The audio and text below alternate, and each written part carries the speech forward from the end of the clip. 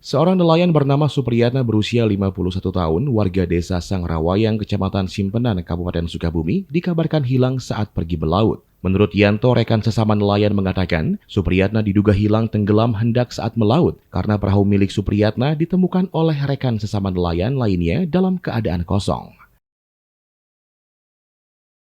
Memang dia kan tiap sore berangkat, banyakan lah.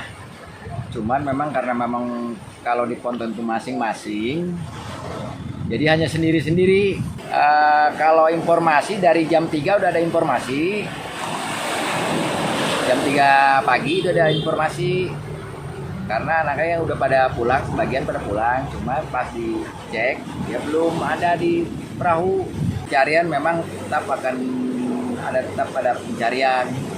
Kebanyakan sekarang ini dari unsur warga dan kebetulan nggak dari pihak polisian nggak sudah, dari pihak Satpol juga udah. Dari harapannya sih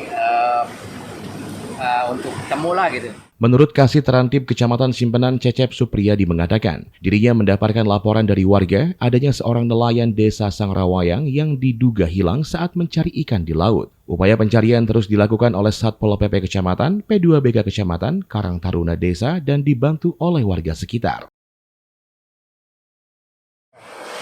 Saya menerima laporan tadi pagi, saya bersama P2BK dan rekan-rekan langsung meluncur ke lokasi bersama jajaran Kapolsek juga. Kami masih pencarian, Pak.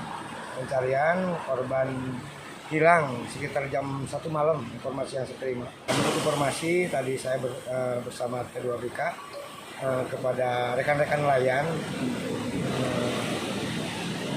Biasa sore berangkat informasi, ternyata dicek sekitar jam 1 malam perahunya ada. Kebetulan perahunya udah ada, tapi nelayan itu tidak diketemukan.